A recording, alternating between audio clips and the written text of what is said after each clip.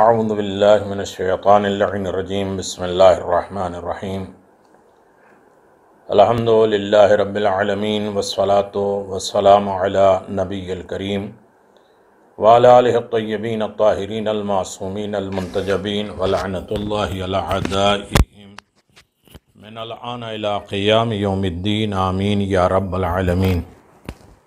اما بعد فقد قال اللہ تبارک و تعالی فی قرآن مجید بسم اللہ الرحمن الرحیم وَازْدَادَهُ بَسَطَةً فِي الْعِلْمِ وَالْجِسْمِ صدق اللہ العلی العظیم وصدق رسولہ النبی الکریم۔ سامعین محترم، حاضرین محترم، حیات جناب ابو الفضل عباس پہ گفتگو جاری و ساری ہے اور اپنی دوسری منزل پر ہم گامزن ہوئے ہیں۔ ابھی تک جو بات ہوئی ہے وہ جناب عقیل سے امیر المومنین نے مشورہ کیوں لیا، امیر المومنین جیسے عالم عظیم شخصیت کے مالک، انہیں کیا ضرورت پڑی؟ تو اس میں 2-3 دلیلیں میں نے آپ حضرات کی خدمت میں پیش کی ہے۔ مشورہ مکمل زندگی ہے، حیات ہے، اور مشورے کے لیے یہ بھی ایک نصیحت امیر المومنین ہے کہ مشورہ کرنا چاہیے۔ مشورے سے انسان مکمل انسان بنتا ہے، عقل کامل ہوتی ہے، اور انسان اسی لیے استخارہ کرتا ہے، اپنے سے بڑوں سے استخارہ کرتا ہے، فال کھلواتا ہے، تاکہ ان کی بزرگی اور ان کی نیکی کی وجہ سے اللہ کا پیغام صحیح طریقے سے ہم تک پہنچے، اور بندوں سے بھی آپس میں مشورہ لینا چاہیے۔ اسی طرح ایک دلیل اور بھی ہے کہ اسی طرح جب مرسل اعظم کو جنگ احزاب درپیش ہوئی تو حضرت نے خیال ظاہر فرمایا کہ اپنے مخالف عنبہ ابن حسین، حارث ابن عون سے مدینہ منورہ کی انتہائی پھل کے بدلے میں صلح کر لی جائے، تاکہ یہ دشمن اطفان سے پلٹ جائیں اور جنگ نہ ہونے پائے۔ لیکن سعد ابن معاذ، سعد ابن عبادہ، سعد ابن خزارہ نے مشورہ دیا کہ صلح کے بجائے جنگ کی جائے۔ حضرت نے ایسے ہی کیا اور جنگ میں کامیابی ہوئی۔ آپ دیکھیے، یہ سیرت الحلبیہ جنگ بدر میں پڑھ رہا ہوں، اس سیرت سے ان تمام کام پر حضرت کو یہ کوشش تھی کہ لوگوں کو مشورے کے عادت بنایا جائے، کہ ایک دوسرے کی ضرورت پڑے، ایک دوسرے کا خیال ہو، اور چونکہ مولائے کائنات بڑے بھائی سے مشورہ لے رہے ہیں، بڑے بھائی کا مقام۔ تیسری چیز یہ ہے کہ وہ خود اصناف شناس تھے، نسلوں کو جانتے تھے، لوگ ان سے پوچھتے تھے، اس وجہ سے بھی مشورہ دینا ضروری ہے، تاکہ کوئی بھی کام جلد بازی کے نظر انداز نہ ہو جائے، بلکہ مشورہ ضروری ہے۔ حضرات ائمہ طاہرین علیہ السلام کا شیوہ زندگی بھی یہی تھا، لہذا امام رضا علیہ السلام فرماتے ہیں کہ میرے والد ماجد اگر معصوم تھے، اگرچہ معصوم ہیں، علم لدنی رکھتے تھے، لیکن اس کے باوجود اپنے جائیداد اور باغات سے متعلق کام میں اپنے غلاموں سے مشورہ لیتے تھے اور ان کے مشوروں میں عمل کرتے تھے۔ ایسا نہیں کہ ان کی رائے مشورہ لے کے اور فیصلہ اپنا ہو۔ کسی نے اعتراض کیا کہ آپ کیوں غلاموں سے مشورہ لیتے ہیں؟ تو فرمایا کہ ان کے مشورے بھی صحیح ہوتے ہیں۔ چنانچہ جب وقت علی ابن یقطین نے خط کے ذریعے امام موسیٰ کاظم علیہ السلام کو باخبر کیا کہ بادشاہ وقت ہادی آپ کو شہید کرنے کا ارادہ رکھتا ہے، تو آپ نے اپنے افراد خاندان اور شیعوں سے اس خط کا تذکرہ کیا، تو کچھ لوگوں نے مشورہ دیا کہ آپ کہیں نکل جائیں تاکہ آپ پر بادشاہ وقت کا گرفت نہ ہو سکے۔ حضرت علیہ السلام نے لوگوں کے مشورے پر عمل تو نہیں کیا، لیکن ان لوگوں کو اطمینان دلایا کہ بادشاہ ان کا بال بیکا نہیں کر سکتا، بلکہ وہ تو خود ہی ہلاک ہونے والا ہے۔ آخر وہی ہوا کہ جس کی حضرت نے خبر دی تھی، ایک حادثے میں بادشاہ کی ہلاکت ہوئی۔ بہرحال حضرات ائمہ ہدیٰ علیہم الصلاۃ والسلام کے پاس آئندہ اور گزشتہ ہونے والے تمام چیزوں کا علم تھا اور ہے، لیکن اپنی روزمرہ زندگی میں وہ عام انسانوں کی طرح اپنی بیماری میں طبیب کی طرف رجوع کرتے تھے، مشکلات میں اپنے جد بزرگوار سے توسل کیا کرتے تھے۔ لہذا جب وقت امام حسن مجتبیٰ علیہ السلام کو زہر دیا گیا تو آپ نے دودھ کے استعمال سے زہر کے اثر کو زائل کیا، اور جب دوبارہ زہر کا اثر پلٹا آیا تو آپ نے اپنے نانا جناب رسالت مآب صلی اللہ علیہ وسلم کی تربت اطہر کو پانی میں گھول کر، یعنی ان کی قبر کی مٹی کو پانی میں گھول کر استعمال کیا، جس سے آپ کو شفا ملتی۔ یہ سب بتانے کے لیے طریقہ ہے، اور جب معصومین یہ کر رہے ہیں تو ان کے چاہنے والے کو بھی کرنا چاہیے، یہ بدعت نہیں ہے۔ اور آگے میں آپ کی خدمت میں گزارش کروں، حیات جناب ابوالفضل عباس آسان نہیں ہے۔ جس وقت امام علی نقی علیہ السلام سامرہ میں مریض ہوئے تو ابو ہاشم جعفری سے فرمایا کسی کو کربلا بھیجو تاکہ وہ حرم میں میری صحت کے لیے دعا کرے۔ جب علی ابن بلال نے یہ سنا تو کہا یہ تو خود ہی امام ہیں، ان کے لیے حرم امام حسین کی کیا ضرورت ہے؟ تو ابو ہاشم جعفری سے جواب بن نہ پڑا۔ بلال کی گفتگو کو امام علی نقی نے سے نقل کر دیا، جس پر حضرت نے فرمایا تم نے کیوں نہیں کہا؟ حضرت خانہ خدا کا طواف کرتے تھے اور حجر اسود کا بوسہ لیتے تھے۔ رسول خدا طواف کرتے تھے جبکہ وہ پتھر ہے، اس میں خدا نہیں ہے۔ حجر اسود خود پتھر ہے، پیغمبر سے افضل نہیں ہے۔ درا ہاں کہ آپ کعبے سے محترم تھے، کعبے سے تو مومن خالص کا بھی مرتبہ بلند ہے۔ رسول خدا نے فرمایا جب کعبے کا بوسہ لے کے رو رہا تھا ایک بندہ اور کعبے کا واسطہ دے رہا تھا خداوند عالم سے، تو پیغمبر اسلام نے فرمایا کہ تو اپنے دل کا واسطہ دے، اس لیے کہ تیرا دل عظیم ہے۔ کعبے سے زیادہ بلند مومن کا دل ہے جس میں خدا رہتا ہے۔ ان ساری عظمتوں کے باوجود خدا نے آپ کو حکم دیا کہ میدان عرفات میں وقوف فرمائے، کیونکہ خدا کو یہ پسند ہے مخصوص جگہوں پر اس کو یاد کیا جائے۔ لہذا میں چاہتا ہوں جو مقامات خدا کو پسند ہے وہاں میرے لیے دعا کی جائے۔ اصول کافی، کامل بہائی، محجب الدعوہ، یہ سب کتابیں موجود ہیں۔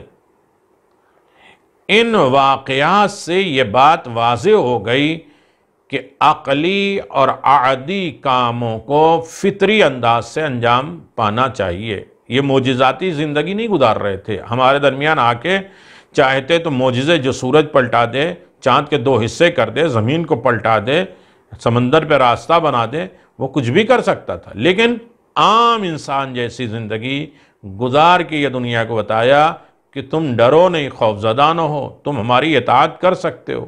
تم سوچو گے کہ ہمیں نور ملا ہم جو چاہے کر لیں گے، نہیں، تم محنت کر کے یہ کر سکتے ہو۔ حضرات ائمہ ہدیٰ علیہم الصلاۃ والسلام کے پاس اگرچہ یہ قدرت تھی کہ اپنے اعجازی اختیارات کو صرف کریں، اپنے اعجاز اور معجزے طاقت کو استعمال کریں، لیکن انہوں نے دین اور دنیا کے رہنما ہونے کے باوجود اس کا مظاہرہ نہیں کیا، بلکہ دنیاوی تقاضوں کے ساتھ زندگی گزار دی، اور اپنے عمل سے اپنے حلقہ بگوش، اپنے لوگوں کے درمیان جو سننے والے باطل خیالات، بیجا توقعات کے اصلاح فرمائی۔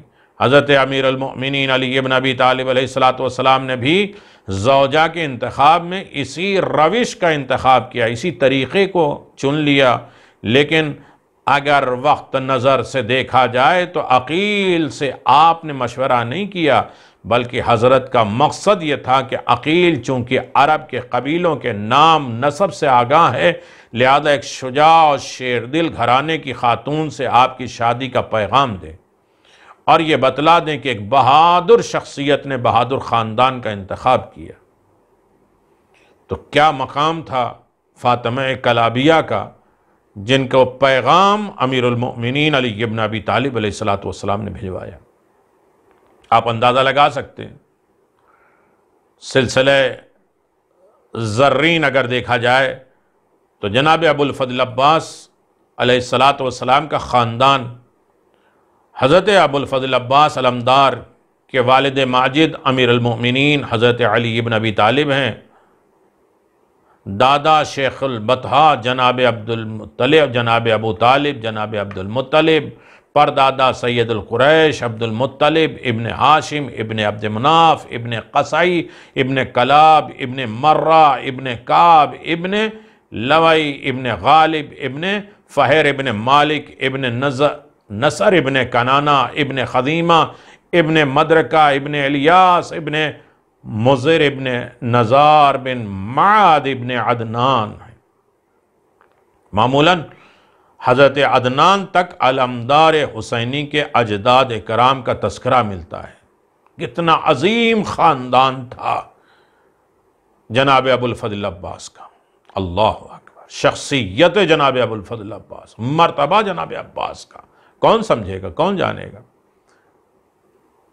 علمدار حسینی کے اجداد کرام کا تذکرہ ملتا ہے کہ اس کی وجہ یہ ہے کہ حضرت کا ارشاد ہے، رسول خدا صلی اللہ علیہ وآلہ وسلم فرماتے ہیں جب میرا سلسلہ نسب عدنان تک پہنچ جائے تو اس سے آگے بیان کرنے کی ضرورت نہیں ہے. شاید یہ مناقب شہر عاشوب میں یہ روایت موجود ہے. شاید حضرت مرسل اعظم صلی اللہ علیہ وسلم کے روکنے کی وجہ یہی رہی ہو کہ غیر مانوس نہ جاننے والے ناموں کی وجہ سے ہو سکتا تھا کہ عوام سے تلفظ میں تحریف ہو جائے اور نام بدل جائے. اسی طرح اوصیاء الہی جو حضرت کے اجداد طاہرین تھے کہ توہین ہو جائے. بہرحال حضرت عدنان سے آگے سلسلہ نسب بیان نہ کرنے کی وجہ جو بھی رہی ہو، لیکن اتنا ضرور ہے کہ آپ کے اجداد کرام جاہلیت کی آلودگی سے ہمیشہ پاک اور پاکیدہ رہے. کبھی بتوں کی پرستش نہیں کی. حقیقت کا اعتراف سبھی دیانتدار محققین نے کیا ہے. اگرچہ حضرت کے مذکورہ اذکار جو ان کے اجداد کا بیان کیا گیا ہے نبی نہیں تھے، لیکن ان صدیقین میں سے تھے جو انبیاء اور اوصیاء کا مرتبہ رکھتے تھے. پروردگار عالم نے بھی حضرت سے ان کی پاکیزگی اور طہارت کا تذکرہ فرمایا. تقلبک فی الساجدین، سورہ شورى آیت نمبر 219، سورہ بقرہ 133، سورہ انعام، یہ پورے تذکرے موجود ہیں.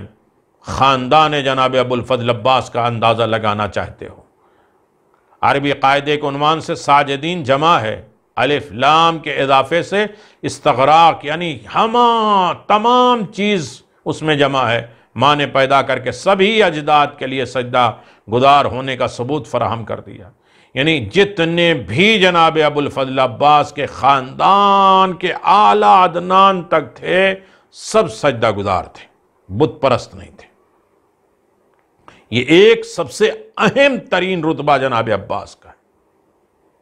حضرت عباس علمدار کے اجداد گرامی کی سیرت میں اگر قابل تعجب کام احکام نظر آتے ہیں تو یا تو وہ ان کی شریعت میں صحیح تھے یا اس کا کوئی اور مفہوم ہے جو دقت نظر کے بعد قابل حل ہو جاتا ہے. مثلا یہی شہرت ہے کہ آزر بت تراش تھے، بت بناتے تھے، حضرت خلیل علیہ السلام کے باپ تھے، جبکہ ایسا نہیں ہے، بلکہ آپ کے والد کا نام تارخ تھا. وہ بت پرست نہیں تھے اور چچا بھی بت پرست نہیں تھے. بتوں کو تراشنا الگ ہے، بنانا الگ ہے. مورخین کے بیان کے مطابق آزر یا چچا تھا یا نانا. عربی میں مجازن چچا کو باپ کہتے ہیں. قرآن تک بھی استعمال ہوا ہے. خضر یعقوب الموت اذ قال لبنی ما تعبدون من بعدی قالوا نعبد الہا الہ آباء ابراہیم و اسماعیل و اسحاق. اس آیت کریمہ پہ لفظ اب یعنی باپ جناب اسماعیل کے لیے استعمال ہوا، درہاں کہ جناب یعقوب علیہ السلام کے چچا تھے. اسی طرح خود حضرت ابراہیم علیہ السلام کے لیے اب یعنی باپ استعمال ہوا ہے، جبکہ حضرت یعقوب کے دادا تھے اور ان کے والد ماجد کا نام اسحاق تھا. بعض مورخین کا یہ خیال ہے کہ آزر حضرت ابراہیم کا نانا تھا اور نانا پر بھی اب یعنی باپ کا لفظ استعمال ہوا ہے. اس کی تائید اس آیت میں کیا ہے، اذ قال ابراہیم لأبیہ آذر، سورہ انعام 776 میں بیان کیا ہے، 73 آیت نمبر میں یہ ذکر ہوا ہے۔ آیت شریفہ میں آذر کا لفظ ابیہ کے بعد آیا ہے، یہ خود قرینہ ہے کہ آذر باپ نہیں تھا، ورنہ ابیہ کے بعد فقط آذر سے مزید وضاحت کی ضرورت نہیں تھی۔ اس کے علاوہ خود حضرت صلی اللہ علیہ وسلم کا ارشاد صریح ہے کہ ہمارے اجداد جاہلیت اور کفر کی آلودگی سے منزہ اور مبرہ تھے، بالکل پاک و صاف تھے۔ آپ دیکھیں، لما اراد ان يخلفا صور عمود النور في صلب آدم فكان ذلك النور يملأ في جنبه ثم انتقل الى وصيه الشعيب فيما اوصاف به عيد هذا النور الا في ارحام المطهرات من النساء ولم تزل هذه الوصيه المعمول۔ جب حضرت اہدیت نے ہمارے خلق کا ارادہ کیا تو ہمارے نور کو صلب آدم میں قرار دیا، جو ان کی پیشانی میں زوبار ہوا چمکنے لگا، پھر بھی نور ان کے وسیع حضرت شعیب کی طرف منتقل ہوا۔ حضرت شعیب سے جناب آدم کی وصیت تھی کہ اس نور کو پاک و پاکیزہ عورت کے رحم میں منتقل کیا جائے، لہذا وصیت پر عمل کرتے ہوئے حضرت کی بزرگی نے اپنے وصی کے لیے پاک و پاکیزہ عورت کا انتخاب کیا۔ ہم نیک مرد اور پاک و پاکیزہ عورتوں کے اسلاب اور ارحام سے ہوتے ہیں ہوئے صلب جناب عبد المطلب تک پہنچے، اور وہاں سے اللہ نے 2 حصوں میں تقسیم کر دیا۔ ایک حصہ جناب عبداللہ سے اور جناب آمنہ کی طرف منتقل ہوا جس سے میں پیدا ہوا، اور دوسرا ابو طالب سے فاطمہ بنت اسد تک پہنچا جس سے علی پیدا ہوئے۔ اللہ اکبر۔ بہار الانوار جلد نمبر 15 یہ موجود ہے، جب علی اس طرح سے پیدا ہوئے آدم کے صلب سے، تو اسی علی ابن ابی طالب کے بیٹے ہیں جناب عباس۔ خاندان دیکھو، رتبہ دیکھو جناب ابو الفضل عباس کا۔ جناب ابو الفضل عباس علیہ السلام 4 ماہ شعبان سن 26 ہجری کو باغ فتوت کے لیے نئے پھول کی ولادت ہوئی۔ فتوحات، کامیابی، جو قمر بنی ہاشم بن کر آسمان شہرت اور ہدایت پر جگمگایا۔ اس چاند کی پیدائش پر امیر المؤمنین علی ابن ابی طالب علیہ السلام نے اپنے فرزند ارجمند کے ہاتھوں کا بوسہ لیا۔ رسول اللہ صلی اللہ علیہ وسلم کی پیشانی کا بوسہ لیا، رسول اللہ صلی اللہ علیہ وسلم کے قول کے مطابق۔ رسول خدا کی پیشن گوئیوں کو یاد کیا کہ رسول نے کس طریقے سے نشانی بتائی تھی جناب ابو الفضل عباس کی۔ اس بادشاہ شجاعت اور شہنشاہ شہامت کی صورت و سیرت دونوں قابل فخر اور لائق رشک ہیں، یہاں تک کہ معصومین علیہ السلام کے بعد بلند ترین مرتبے پر فائز ہستی ہیں تو سیدہ زینب، سیدنا عباس علمدار۔ آپ کا باب ولایت ہونا بھی مسلم ہے، آپ ہی ابو القربہ ہیں اور آپ ہی باب الحوائج ہیں۔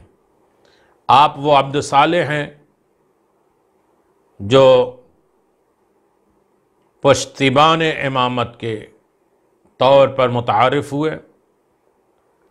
آپ زیغم اسلام، قائد حجیش، ابو شارع، ابو الفرج، قہرمان، القمی، مزحقب، المستجل، الصدیق، اطلس، مؤثر، ایثار گر، فادی، المستجار، علمدار کے القاب سے پہچانے جاتے ہیں جناب عباس۔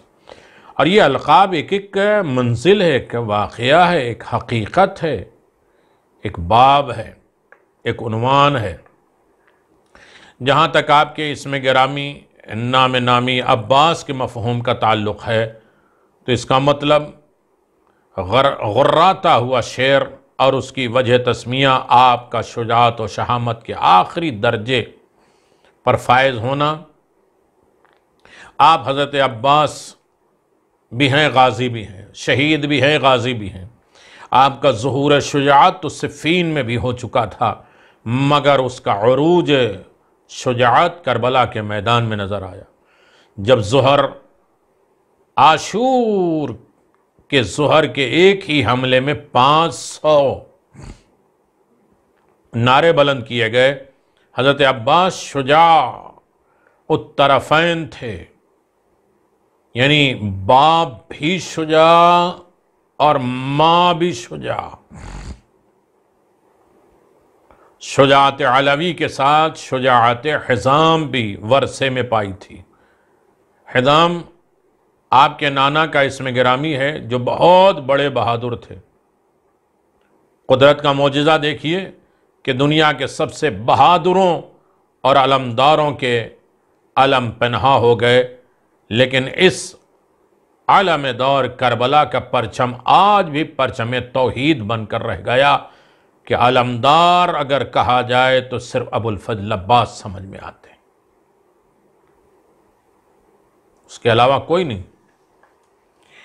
آپ ید اللہ کے ید اقدس تھے، حسین ابن علی کے مقتدی تھے، ذخیرہ حسین علیہ السلام تھے، امیر لشکر تھے، فخر وفا تھے، حجاب زینب تھے، سقائے سکینہ تھے، رشک شہادت تھے، حضرت امام جعفر صادق علیہ السلام۔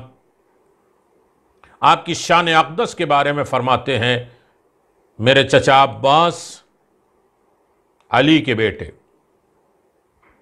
تیز بینش، دور نگاہ کرنے والے، نسلوں سلبوں کو دیکھنے والے، محکم الایمان، مضبوط ترین ہستی تھے۔ انہوں نے اپنے پدر بزرگوار کے ہم رکاب دشمنوں سے جہاد فرمایا، ساتھ مل کر جہاد کیا، آزمائش اور عزدی کے میں کامیابی حاصل کی، اور میدان شہادت میں ایسا مقام پایا جو کم ہی لوگوں کو ملتا ہے۔ آپ کی شخصیت اظہر من الشمس ہے۔ الحمدللہ علمدار کربلا کے خصائص اور خصوصیات اور اوصاف جناب عباس با وفا اتنا عظیم ہے کہ انسان اس کے بارے میں سوچ بھی نہیں سکتا، سمجھ بھی نہیں سکتا۔ کس عظیم المرتبت شخصیت کا نام ہے عباس۔ نظر علمدار فرمان معصوم ہے کہ خدا نے دنیا کو مصائب کا گھر بنایا اور آخرت کو دار جزا قرار دیا۔ مزید فرمایا، خدا دنیا اپنے دوست اور دشمن دونوں کو دیتا ہے، مگر صرف دین دوستوں کو عطا کرتا ہے۔ گفتار دل نشین۔ آپ دیکھیں، اہدا اے خیر و بر کرم و تقوی کے معلم آپ کے حضور، اے وفا و صفا، شجاعت و شہامت، خودداری کا درس دینے والے آپ کے نام۔ آج جناب ابو الفضل عباس کی شخصیت خاندان کے سلسلے میں بات ہو رہی ہے تو کون عباس؟ اے مکارم و محاسن اور اخلاق و آداب کے پیکر جلیل آپ کے حضور جناب عباس، اے عزم و یقین و صبر و شبات کے تلقین کرنے والے آپ کے نام، اے دین کی بصیرت عطا کرنے والے اور ہمیں عطائے حکمہ حقیقت اہل بیت اعظام کا راستہ دکھانے والے، نیز حرص و ہوا گمراہی سے نجات دینے والے جناب عباس، اے وہ جس نے ہمیں تحدید اور تندید کی پہچان کرائی اور خواہشات نفسانیہ پر قابو پانے اور نیز زندگی کے مناسب اور مناہج اور ہدف اور ٹارگٹ میں زہد کے حصول کی رہنمائی فرمائی، یہ ہیں عباس۔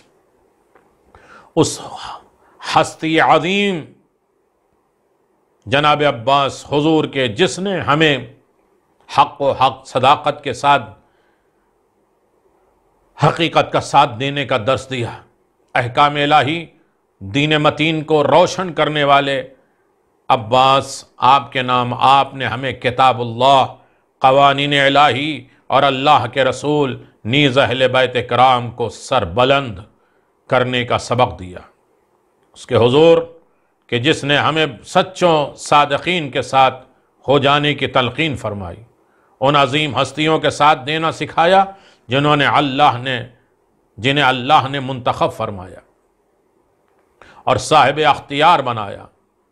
وزادہم بسطۃ فی العلم والجسم، ان کے علم اور جسم، عقلی اور جسمانی قوت صرف طاقت و جسم میں نہیں تھی بلکہ عقل کے مطابق تھی، اطاعت کے مطابق تھی، آقا کے کہنے کے مطابق تھی۔ اپنی طاقت اپنے لیے استعمال نہیں، اپنے امام کے کہنے کے مطابق، اپنے جذبات کو کنٹرول کرنے۔ اس شخصیت کا نام عباس ہے۔ جسمانی قوت میں اضافے کے فرمان اور فضیلت عطا کی تاکہ ہم متنافرین اور متحاسدین، متجارین کے رئیس اور متحرین اور متغضبین کے امام نہ ہوں۔ حسد کرنے والے، منافق، نفرت کرنے والے، گمراہ افراد، غضبناک غصہ کرنے والوں کے امام نہیں ہیں، جو جہنم کے پشترین وادی میں ڈھکیل دیے جائیں گے اور اپنے ہم نفسوں کو پھکاریں گے۔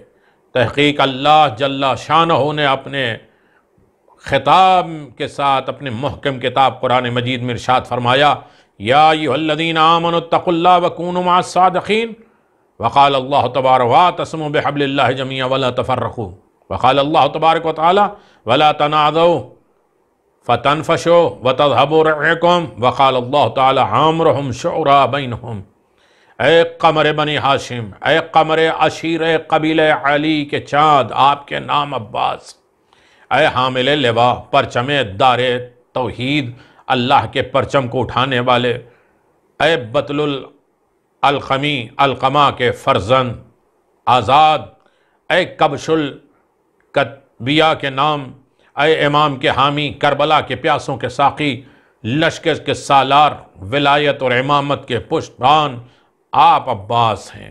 اے باب الحوائج، اے باب الحسین، اے عہد صالح، اے شہید، اے صدیق، اے مؤثر، اے مواسی، کتنے مددگار تھے، اے فادی، اے واقعی، اے مستجار، اے سعی، آپ کے حضور جناب عباس کا یہ داستان ہے۔ خاندان جناب عباس کا سمجھنا، پہلے عباس کو سمجھو۔ اے ابو الفضل عباس، یا ابن امیر المؤمنین، یا ابن الوسعین، آپ پر ہزاروں درود و سلام۔ اے میرے سردار، اے میرے سردار، اے میرے علی کے فرزند، یقیناً آپ کی خدمت میں یہ حیات جناب ابو الفضل عباس ہدیہ ہے، اور امید ہے کہ اسے شرف قبولیت فرمائیں گے، اور اس میں جو کمی اور نقص رہ جائے میری کم فہمی کے سبب اسے معاف فرمائیں گے۔ فَإِنَّهَا بَضَاعَتُهُ مَسْجَاتُ، ہماری یہ قلیل سی پونجی، چھوٹی سی، ہماری طرف سے قبول فرمائیے اور اس کا پورا پورا کثیر عظیم صلہ فرمائیے۔ نیز اس محنت فَأَوْفَ لَنَا الْكَيْلَ وَتَصَدَّقْ عَلَيْنَا إِنَّ اللَّهَ يَجْزِي الْمُتَصَدِّقِينَ، ہمیں پوری پوری بھرتی دیں، ہر ہماری حیثیت سے بڑھ کر خیرات عطا فرمائے، نیکی عطا فرمائے، حفاظت کریں قوم کی، اپنے چاہنے والوں کی۔ بے شک اللہ رب العزت خیرات کرنے والے کو پسند کرتا ہے۔ وآخر دعوانا الحمدللہ رب العالمین، وصلی اللہ علی محمد وآل محمد۔